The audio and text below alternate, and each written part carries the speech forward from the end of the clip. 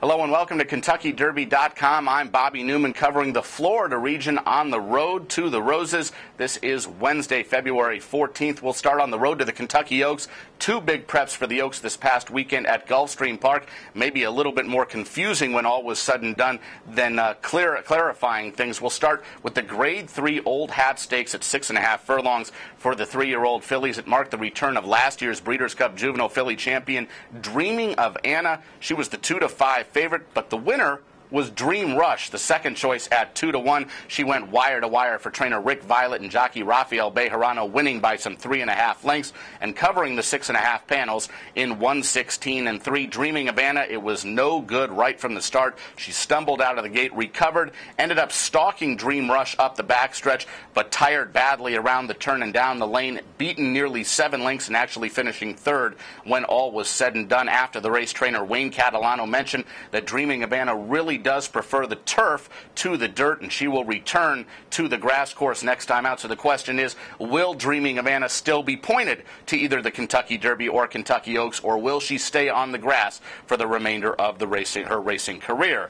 Later on the Gulfstream program, the Grade 3 Devona Dale. This is a flat turn mile, a flat one-turn mile, that is, and another favorite goes down. This is the 4-5 shot Meditations. She did not fare even as well as Dreaming of Anna. She was pulled up going into the far turn and vanned off the racetrack. Thankfully, not a life-threatening injury to the Ralph Zadie trainee, but she certainly is not going to make the Kentucky Oaks. Don't know if she'll ever race again. Really bad news for Meditations and all her connections. The beneficiary of all that was the Jimmy Jerkins trainee, Christmas Kid. She was 5-1. Jockey Renee Douglas not able to get the job done on Dreaming of Anna, but he does get it done later on with Christmas Kid. She stalked the early pace, ended up drawing out to win by 4. The time, 1:37.1. The track was fast that day, so just a modest time for the one-turn mile. We'll see if Christmas Kid progresses as she gets a little bit more mature. They get closer to Oaks time. She is tentatively scheduled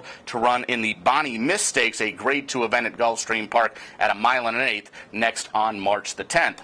Only one Kentucky Derby prep this past weekend. It was Monday in Ocala at the Ocala Training Center. OBS Championship Day. It was the OBS Championship Stakes. 3-year-olds at 1 1/16, and the winner was the Cam Gambelotti-trained Buffalo Man. It was his third consecutive win. He won at the 1 1/16 covered in 1:44.2. It doesn't sound all that fast, but it's only one tick off the track record.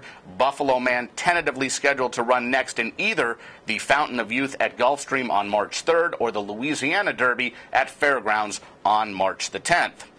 Looking ahead to this coming weekend, the scene shifts to Tampa Bay Downs. They've got two big Oaks and Derby preps. Starting on the Oaks side, the $75,000 Suncoast Stakes, 3-year-old fillies sprinting 7 furlongs. It's the main prep at Tampa for the Florida Oaks, which is run on March 17th. Later on this Saturday, the $150,000 Sam F. Davis Stakes, 3-year-olds at 1 1/16. It's the main prep for the Tampa Bay Derby. That also on March the 17th. Before we go, for those of you who like fantasy horse racing, or even if you just want to check it out, how about the Road to the Roses fantasy game? It's really a whole lot of fun. If you have any questions about it or want to sign up, go to www.roadtotheroses.com. Well, that'll do it this week on the Road to the Roses for the Florida sector. We'll see you next week right back here on KentuckyDerby.com. Once again, I'm Bobby Newman.